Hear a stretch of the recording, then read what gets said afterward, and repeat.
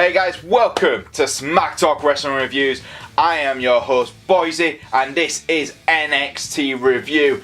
Usually I do NXT reviews every week, but if you're new to the channel, don't forget to like, subscribe, and press the bell to keep notified that I've got that bit over with. But let's be honest, I kinda didn't do a review last week, mainly because Christmas and New Year's is my busiest time of the year, and I just didn't have the time / sleep to actually get it done. So, lucky for you guys, you get a double bill review. That's right, I'm reviewing last week's NXT review and I'm doing this week's NXT. So that's fine, you get a double bill, and I'm really lucky because there was only 3 matches last week and only 1 match this week. So with all that said and done, guys, let's just hit the music and let's enjoy NXT.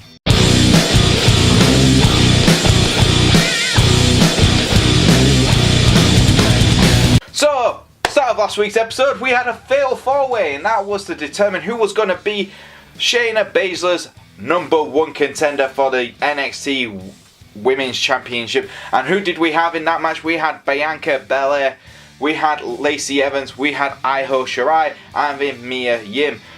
All very good compares. Pretty much majority of them are not going, apart from one. So let's just wonder. There's one person in that fatal 4-way who's going to the main roster. So she's definitely not going to become the #1 contender. So that leaves 3 of us. And to be honest, this was an okay match. There was a lot of botchiness in it. I'm not going to lie. I'm not going to say, oh, it was a fantastic match. It wasn't. It was a decent fatal 4-way between 4 competitors who kind of struggled at first. It was a very slow start kind of match for my liking. But Shiri and Mia Yim looked absolutely fantastic. If those two ever tag, I think they would be brilliant. And Lacey Evans is I've got to say, the big heel in this whole match. I mean, everyone kind of realised, especially when she tried to get everyone to fight each other and her just watch on, and then she finally got into the match.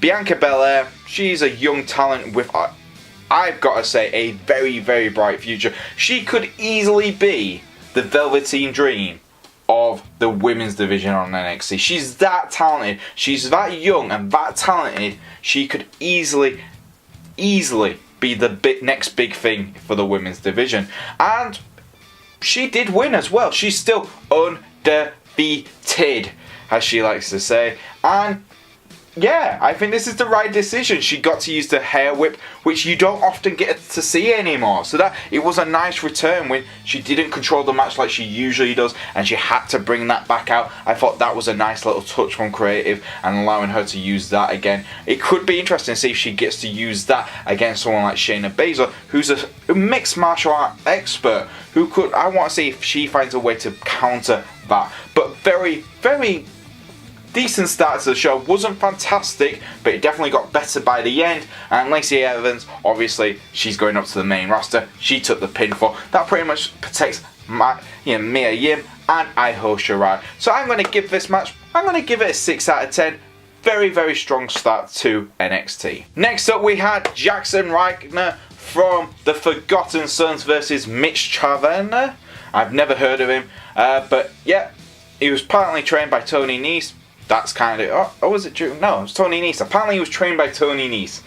But yes, let's be honest, we all know what type of match this is. This is, oh, by the way, don't forget Ryker, who has probably one of the coolest, you could, I know this is going off topic, but Jason Ryker sounds like a third bit kind of like sci-fi hero from a sci-fi show. You know, one of those Asylum movies. He sounds like the main character from that. So, but yeah, never mind that bit. Ryker did win very easily. It was a squash match, but every time I hear his name, I just think, God, I can't wait to see him in an Asylum movie. But yeah, I'm just gonna give this a 5 out of 10. It's pretty much squash match. There you go. This guy's big and scary. We also got a message from the NXT champion Tommaso Ciampa, I talk about him and Johnny Gargano when they both kind of worked together to take down Aleister Black in the steel cage match. Obviously, that was a fantastic bloody match, and he made a suggestion for Johnny Gargano. Why not? Because he's earned it for taking down the #1 contender for the NXT title. Why doesn't Johnny go on for the North American title? That's an interesting thought, isn't it? Could Johnny Gargano and Tommaso Ciampa be starting a team up again? A darker, more, heel team DIY? We'll have to wait and see. But I thought this was an interesting segment. I think Tommaso Ciampa's just killing it right now with these little backstage video things. Kind of reminds me of early day Shield mixed with a much much more sinister messages. So yeah, I've got to give Tommaso Ciampa a clap for that. And I'm not really going to mark it because if anything comes from it, cool. If anything doesn't, cool. Last but not least, for the main event of last week's episode of NXT, like I said, I'm reviewing last week's episodes as well. We had the Tag Team Championship between the Undisputed Era, and that was Kyle O'Reilly teaming with Roderick Strong, taking on Heavy Machinery. And this was a really good match.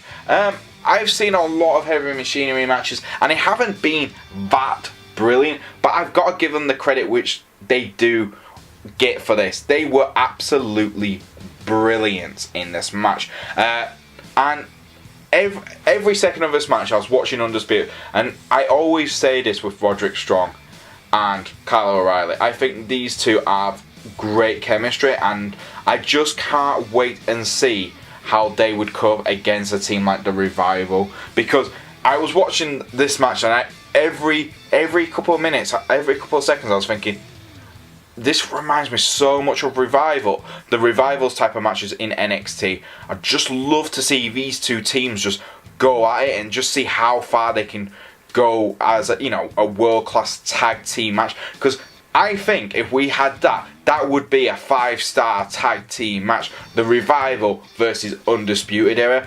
That would just be brilliant. And the best thing about this whole match, and I thought in the back of my head, well, Fish and both Cole are not at ringside.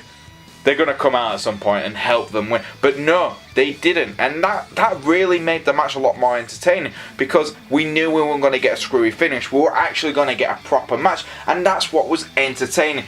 Heavy Machinery are going up to the main roster, so I automatically knew in the back of my head they weren't going to win this match. But they had a fantastic match. And if we can get matches like that from them on the main roster, they could be holding titles soon after they get called up. So I'm going to give this match, I'm going to give it a 7 out of 10, because it was entertaining, it was fun, and it made me think about dream matches, not just for one team, but both teams going onto the main roster. So yeah, brilliant episode last week, I really enjoyed it. And that moves us on to this week's episode of NXT. There was only one match because it was for the awards, end of year awards where they look at 2018. I'm not going to tell you who won what, just go onto their website if you haven't checked out. But let's talk about the match itself, and that was Matt Riddle versus Kassius Ohno. And I was a bit reluctant to really go into this match at first, because I was like, Matt Riddle just smashed Kassius Ohno at TakeOver, and that lasted 7 seconds. What's going to happen? This match was a lot longer than 7 seconds. Kassius Ohno and Matt Riddle put on a fantastic match. Really, really good match. And the chemistry is definitely there. Kassius Ohno, I honest to God, cannot understand how this guy has not been pushed better than he has done. But I'll give him credit. He's one of those guys you can tell is just a worker. And if they tell him to do something, he'll work at his absolute best. And Matt Riddle's the opponent perfect for him, where he knows he can do a lot more with Riddle than he could do with other opponents. And that's what we got in this match. Both these guys were hard hitting. And honest to God, I have not seen Kassius Ohno go all out like that for a long time. So it was good to see. And it was a good storytelling. It was not Kassius Ohno trying to... It was Kassius Ohno trying to tell a great story with Matt Riddle. And Matt Riddle was fantastic with it. He was like, come on guys, we're going to tell you the story. I'm not happy because I'm not getting overlooked by all these shiny new superstars. And Matt Riddle's like, look bro, I'm just here because I've got this opportunity. And it's an interesting, that both guys were telling their side of the story, and you just went, this is brilliant. And that's what wrestling should be about, and this match delivered on that. If we get another match like this from Kassius Ohno and Matt Riddle, I will love it. Matt Riddle did win with a bro lock. Bro mission, that's it. Bro mission. My God, I want more moves like with the bro situation. I want bro kick. I want bro's headbutt. I can't think of. I'm an idiot, so it doesn't matter what I say. But yeah, I just want more stuff like that. But it was just fun. It was a fun match, and yeah. Afterwards, Matt Riddle tried to do a fist bump to Kassius Ohno. Kassius Ohno walked away. He came back into the ring and like, oh, you know, Kassius Ohno's going to turn the leaf and be babyface again. Because I like... No. Chucked Matt Riddle through the post. Threw him through the steps a few times. Then fist bumped him. Mega heat heel right now, Kassius Ohno. I'm going to give this match... I'm going to give it an 8 out of 10. I absolutely loved it. And... it deserves a 3-minute review on it just by itself. So check it out, guys.